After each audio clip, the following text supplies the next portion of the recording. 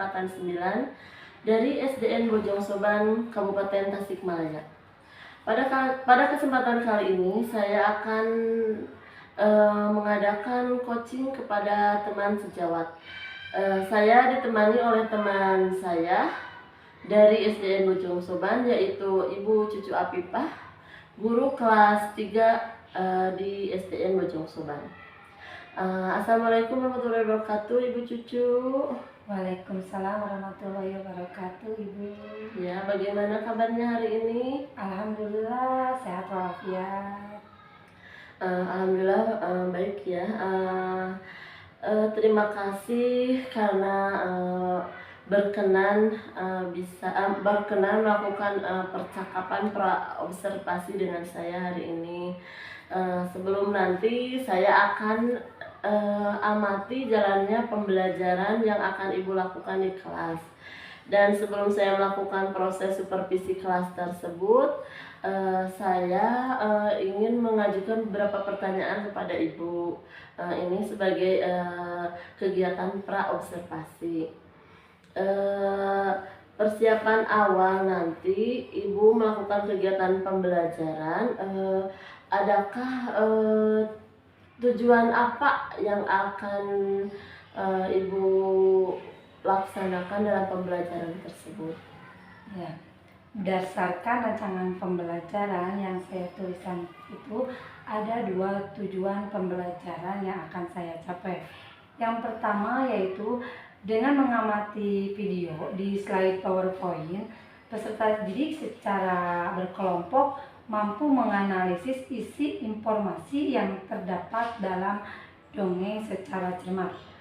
Yang kedua, dengan mengamati video di slide PowerPoint, peserta didik dapat menentukan pesan moral yang terkandung dalam dongeng tersebut. Jadi di sana dalam pembelajaran tersebut terdapat 2 tujuan pembelajarannya yang ingin Ibu capai, diantaranya dengan mengamati video ya Ibu, berarti menggunakan video, menggunakan slide PowerPoint. Oh, slide PowerPoint ya. Tujuannya untuk menentukan pesan moral yang ada pada dongeng mungkin gitu ya. Dan yang kedua juga di sana dengan mengamati dengan berkelompok siswa bisa mengamati dongeng dengan cermat begitu. Menganalisis informasi dongeng dengan cermat. Iya begitu. Gimana pengembangan kompetensi apa saja yang ingin Ibu kembangkan dalam pembelajaran tersebut? Ya, baik Ibu, untuk pengembangan kompetensi yang ingin saya capai dalam pembelajaran tersebut yaitu menggunakan 2 pengembangan kompetensi.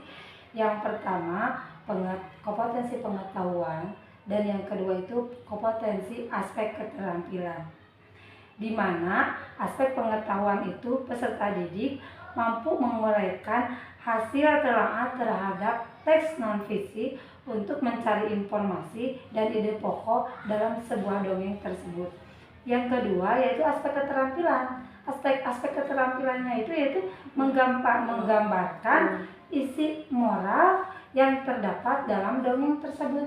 Itu yang saya Jadi aspek yang ingin Ibu kembangkan itu tentang pengetahuan dan keterampilan peserta didik ya Ibu ya. Jadi bagus sekali untuk aspek yang ingin Ibu kembangkan. Nah, sekarang dengan adanya rancangan pembelajaran yang Ibu buat, yang Ibu terapkan di dalam kelas, pasti ada segi strategi pembelajaran, terus model pembelajarannya seperti apa, ataupun metode yang akan Ibu terapkan nanti dalam pembelajaran seperti apa. Ya, untuk strategi yang saya gunakan dalam pembelajaran tersebut yaitu menggunakan 2 strategi. Yang pertama strategi emosional dan strategi sosial. Mungkin itu Bu. Oh iya. Mungkin nanti itu prinsipnya ada emosional dan sosial. Iya. Oh, bagus sekali rencana yang Ibu terapkan di dalam kelas dengan menggunakan strategi pembelajaran berdiferensiasi yang diintegrasikan dengan pembelajaran sosial emosional. Jadi nanti pembelajarannya sesuai dengan minat, bakat, dan kemampuan murid mungkin ya Bu ya, seperti itu. Dan nanti juga ada masalah sosial emosionalnya, jadi untuk bisa murid itu benar-benar hadir di dalam kelas ya, begitu ya Ibu. Betul. Bagus sekali. Nah itu untuk selanjutnya bagaimana dengan media pembelajaran yang akan Ibu gunakan? Media pembelajaran yang akan Ibu gunakan untuk pembelajaran di dalam kelas. Jadi Ibu, dalam pembelajaran saya menggunakan media dongeng, video dongeng yang diputar di televisi smartboard. Terus anak-anak menyimak si dongeng tersebut. Mungkin. Oh iya, bagus sekali. Itu Ibu menggunakan media pembelajarannya berupa smartboard ya, video. Dan ada itu untuk penilaiannya, barangkali ada lembar. Ya, untuk penilaiannya itu ada LKPD, lembar kerja peserta didik. Jadi mereka peserta didik setelah mengamati dongeng, setelah mendengarkan dongeng, terus mereka mengamati informasi yang terdapat dalam dongeng tersebut, terus dicantumkan di dalam sebuah LKPD. Oh iya, bagus sekali ya Bu. Kapan Ibu akan melaksanakan pembelajaran tersebut sehingga saya bisa nanti ke kelas Ibunya? Ya, insya Allah saya akan merencanakan, mudah-mudahan terlaksana itu Senin depan ya Bu ya. Saya akan melaksanakan pembelajaran tersebut.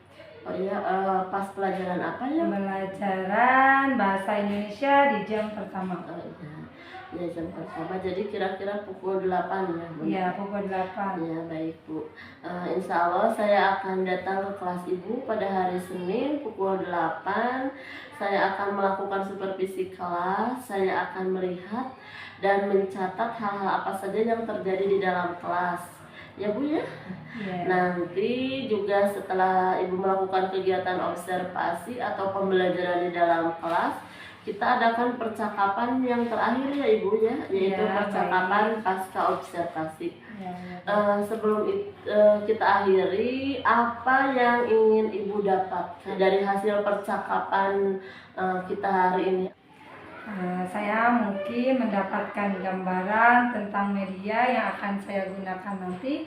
Setelah ada percakapan ini, alhamdulillah saya bisa termotivasi dan bisa mempersiapkan untuk pembelajaran yang akan saya laksanakan pada hari Senin. Baik Ibu, jadi Ibu termotivasi tentang media mungkin ya. Ya, alhamdulillah. Jadi kita tunggu saja nanti supervisi yang akan saya lakukan di kelas Ibu. Terima kasih Bu atas waktunya sudah bersedia berbincang-bincang dengan saya di percakapan pra observasi. Sampai bertemu di kegiatan observasi kelas hari Senin ya Bu, pukul 8. Demikian percakapan hari ini. Sampai bertemu di kegiatan observasi kelas dan juga percakapan pasca observasi setelah observasi kelas ya Bu. Wassalamualaikum warahmatullahi wabarakatuh. Terima kasih Bu. Ya, sama-sama Ibu.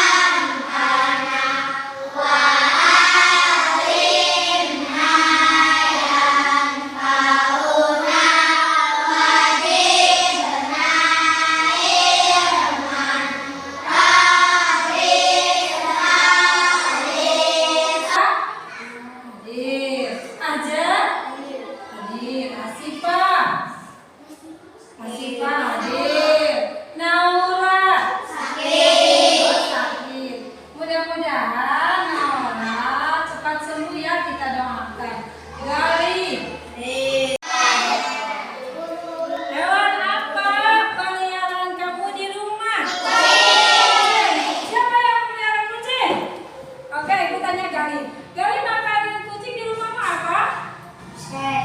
Oh, terus? Ada tulang. Apa lagi? Tulang. Siapa lagi yang pelihara kucing? Selain kucing, apa lagi hewan peliharaanmu? Kami makannya apa? Rumput. Ya. Nah, itu makanan hewan peliharaan ya. Berbagai macam makanan hewan peliharaan. Nah, setelah kalian mempelajari tentang manfaat tumbuhan, sekarang ibu akan lanjut pada materi manfaat hewan bagi manusia. Dan buka bukunya halaman 134.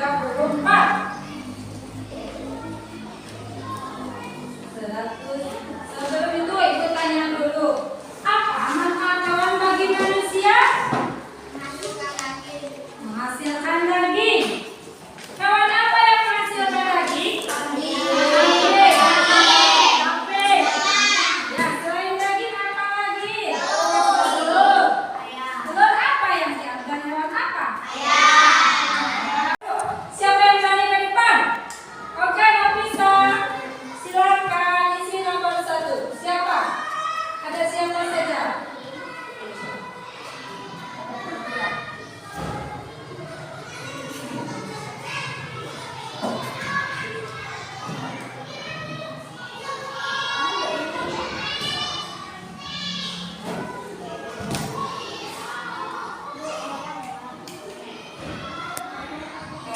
Terima kasih Nafisa, tepuk tangan untuk Nafisa.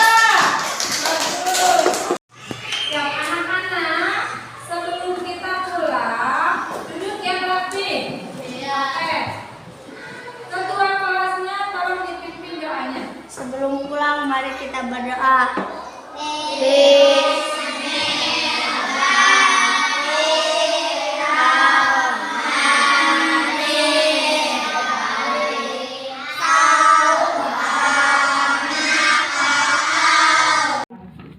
Assalamualaikum warahmatullahi wabarakatuh. Bertemu kembali dengan saya Ina Kartina, calon guru penggerak Angkatan 9 Kabupaten Tasikmalaya dari SDN Mojong Soban, Kecamatan Sukarsik.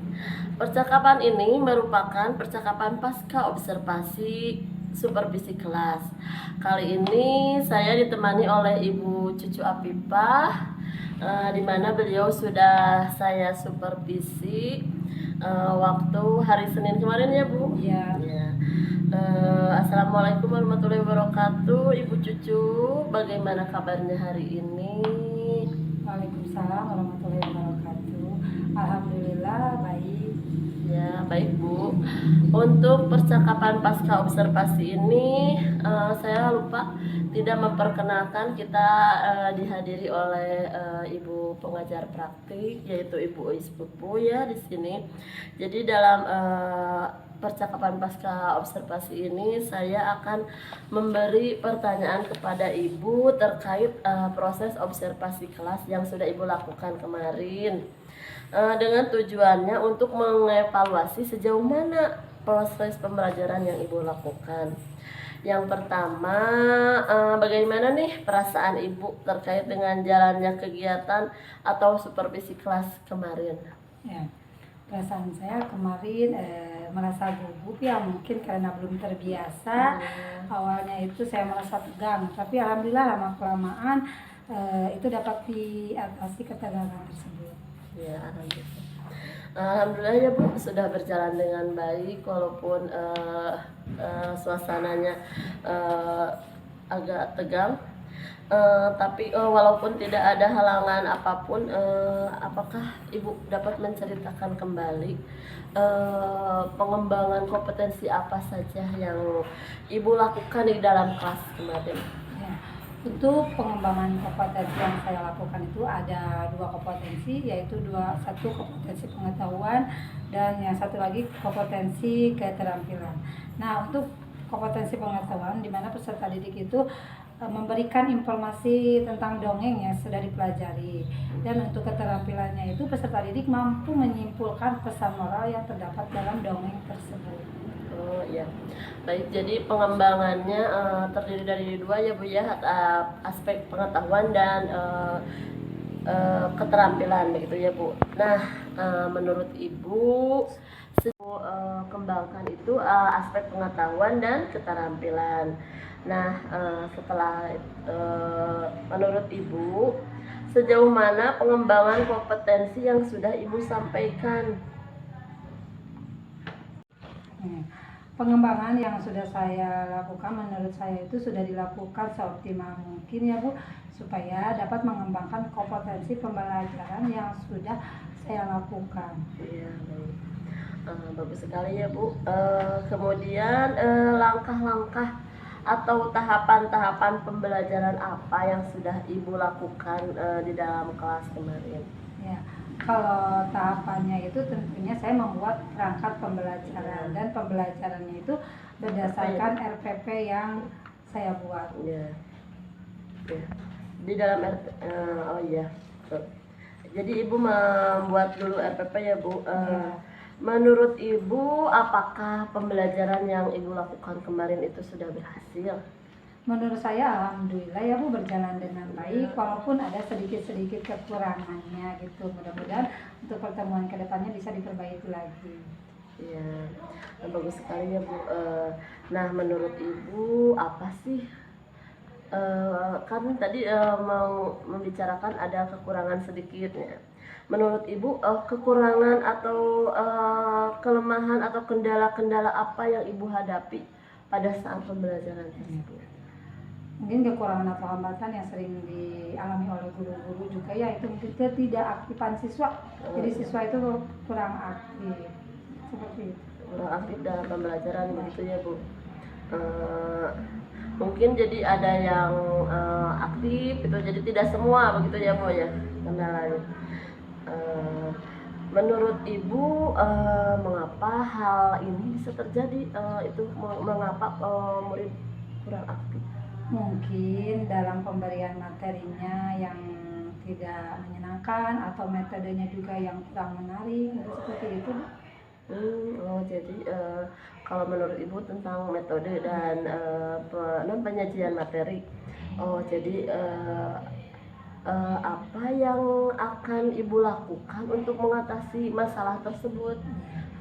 Saya akan menggunakan metode atau pendekatan yang sesuai dengan minat siswa ya Bu, yaitu dengan membagi kelompok berdasarkan gaya belajarnya. Ada yang gaya belajarnya itu visual, auditori. Ulangi Bu. Mulai. Saya akan menggunakan pendekatan yang sesuai dengan minat anak ya Bu ya. Misalnya saya akan membagikan kelompok berdasarkan gaya belajarnya peserta didik. Ada yang gayanya itu berdasarkan visual, auditori, dan kinestetik, sehingga anak akan merasa lebih nyaman. Jadi sesuai dengan kenyamanan anak. Mungkin saya akan memberikan pertanyaan kepada anak tersebut agar sesuai dengan kegiatan yang ada di dalam kelas dalam proses pembelajaran tersebut. Baik. Jadi itu adalah rencana Ibu ke depan. Jadi proses pembelajaran ke depan Ibu akan menyesuaikan dengan kenyamanan peserta didik atau minat barangkali begitu ya Bu. Belajarnya mereka juga tentang yang visual, ada auditori, ada kinestetik ya. Mudah-mudahan apa yang Ibu rencanakan bisa terlaksana dengan baik ya Bu ya. Jadi Ibu bisa mengelompokkan anak sesuai minat, bakat, dan kenyamanan mereka. Selanjutnya ya Bu, kira-kira kapan nih Ibu akan melakukan perubahan dengan rencana yang akan Ibu sampaikan tadi? Mungkin untuk waktunya belum saya tentukan, tapi insya Allah saya akan lakukan secepat mungkin. Baik Bu, terima kasih Bu atas jawaban-jawabannya. Mudah-mudahan apa yang Ibu rencanakan bisa terrealisasi dengan baik.